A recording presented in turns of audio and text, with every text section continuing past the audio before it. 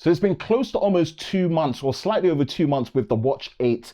And this is the 40mm LTE model I've been companioning and using with my Galaxy S25 Ultra. I'm going to be touching on the key areas that matter to me when I'm experiencing and using a smartwatch on a semi-regular to regular daily basis. And this is coming from a perspective of someone that isn't so much of a watch person, let alone a smartwatch person, but obviously doing a lot of tech reviews and using a lot of tech, smart watches do make me a bit more tolerable towards using watches. Main thing for me is going to be sleep and nap tracking. For my lifestyle, where my full-time day job is that of a content creator, and I'm also running my own personal content creation and media brand on YouTube, TikTok, and Instagram, multiple events that I have to attend, and multiple countries that I have to travel to on a regular basis. Yeah, tracking my sleep in any capacity is so important, especially when it comes to naps. So that's one thing I'm going to be focusing on this one. Battery life has to be important because I live a sporadic lifestyle, so I need something that's going to last long with me when it comes to battery life. And of course, in terms of the comfort, because I don't really get along with smartwatches and watches in general, how comfortable a watch is to me is very important. And all the extra features and the in-betweens and drawbacks that really are things that I notice when I use it on a regular basis. And I'm definitely gonna touch on why I feel so traumatized after using the Watch 8. And let's get into it. First thing is the sleep and nap tracking. And for me personally, this works great. And I expect it to, because this is something Samsung has been doing for a while very well. So when it comes to how accurate the sleep tracking is, it's very good. And nap tracking as well, excellent. Nap tracking is probably the most important thing for me because I rely on naps to survive, because I do a lot of late nights when it comes to creating content after coming back from work, all the events I'll go to, all the countries I'll travel to. I need to make sure that I'm able to push myself, and naps are important because that's what helps me accumulate and know how my quality of sleep is, alongside when I'm actually able to get more regular sleeping, which I'm improving and getting better on as I go. That's not an issue with this. It's pretty much on point, in line with what we have with the Samsung Galaxy Health app, or Galaxy Health, or Samsung Health, apologies. This is pretty much a very good point of, experience with the Watch 8. What part has left me traumatized? And I'm not going to bury the lead and leave it to the end. I'm pretty much going to get to it. Snore detection. I know Samsung have been good at snore detection for a bit, I think for a while now. I just didn't realize it was that good to know that I do have a major snoring problem. I'm so glad that the recordings have been deleted past 30 days. You can increase it to 100 days. Yeah.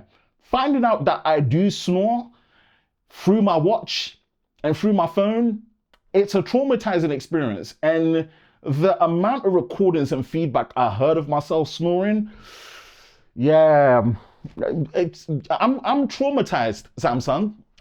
Why did it have to be this good and accurate? Now, of course, when you activate snore detection, you've got to make sure that your watch is on your wrist, sleeping at night with enough battery, and you have to make sure that your phone is plugged into the wall. It doesn't seem to be able to work without it being plugged in, because it looks like it does listen and really need a lot of power. Now, I can't account for how it would detect snoring between me and someone else that's sleeping next to me. I sleep alone right now, at least. I sleep alone, so just take that into consideration. But the snore detection, it's accurate and it's very good. It's so good that listening to voice recordings of me snoring, I'm not gonna lie, it's low-key left me traumatized. So I want to give it props because the nap and the sleep detection and the snore detection is so good. But because it's so good, I don't know, use at your discretion. If you end up finding out that you can snore, hearing yourself snore with the recordings, nah. It's a backhanded compliment I got to give the Watch 8. Next is the comfort. I have to say, it's not the most comfortable watch I've used, and that's not a surprise. That's not too much a dig at the Watch 8 in itself.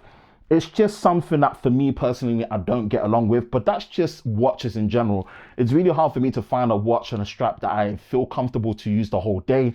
That's just me personally. Now, I think when it comes to watches as a whole, you're either a watch person or you're not. And I'm not too much of a watch person. I'm always going to be honest about that, but I'm a tech person and I value technology like this that really help with the things that matter to me. In this case, it comes to sleep and sleep detection and and naps. But right now, exercise is not really part of my regime just because of how my schedule is so intense. I hope it gets to a point in my life where I can really bring back exercising, especially long distance running, man. I miss my days when I used to be able to run outdoors for half marathons and long distance 5Ks and 10Ks, but we'll get there when the time allows. But yeah, when it comes to the comfort, it's decent. I'll rate it a 5 out of 10. It's 50-50. I guess if you change the straps and whatnot. Yeah, I've just used everything as default.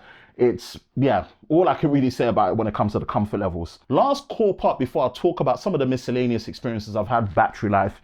I'm going to be honest, the battery life on this is just not good. It's really not up to par.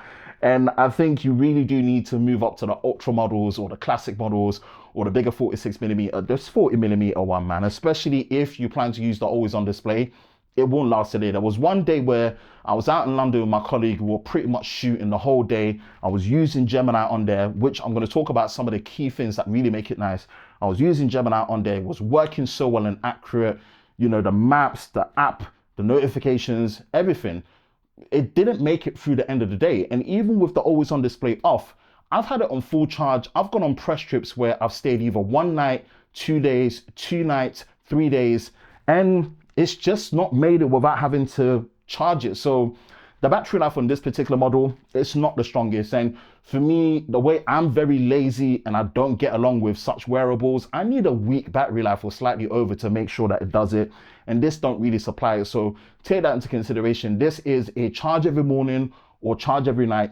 Ideally, charge every morning when you're getting ready, put it on charge while you're getting ready for the hour, and it should give you enough batteries to last throughout the day or two so you can actually monitor your sleep tracking. So just take that into consideration for the Watch 8. So some of the miscellaneous things that I wanted to mention, like I said, Gemini on here works really well. I really like it. The notification system works really well, to no surprise.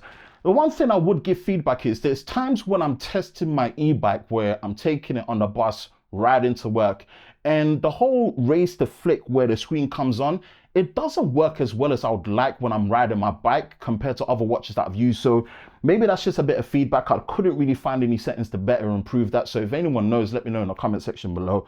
Apart from that, this is a decent smartwatch. I like it. It's left me traumatized because the snore detection is it's just too good. And I don't want to be hearing myself snoring anymore. Like, I get it. I have a snoring problem. I don't know where it manifested from in terms of growing older and just all the things I'm going through. But hey, that's a recent development, finding out that kind of leaves me traumatized that my smartwatch and my phone are the ones that are telling me about that. Again, this is more of a simple review of my experience with it for the core areas that matter to me. If you're looking for more detail, I'm sure there's going to be other channels that really go into depth, but this is just me giving you my experience of what I think of the Watch 8 and why it's left me traumatized in a good way. I appreciate the technology behind this. I definitely think maybe the Watch Ultra would be the best one for me because of the battery life that I really need. But hey, if you need a simple watch design that really gets on with a great display, great experience, and software features for the stuff that you need for sleep tracking, nap tracking, and snore detection, this is the one to get. Just consider this model. You might need to charge it every morning. What's your thoughts on a Watch 8 40mm LTE Wi-Fi edition? Do you have it? And if you do, what's been your experience with it? Let me know in the comment section below. That's it for me, Ben from Lover of Tech. If you enjoy videos like this, you know exactly what to do. Hit the like button, hit that subscribe button, hit that notification button so you're part of Team TLS Tech Lover Squad so you don't miss any future videos on the channel. I hope you're all safe during this time. I will catch you in the next one. Peace.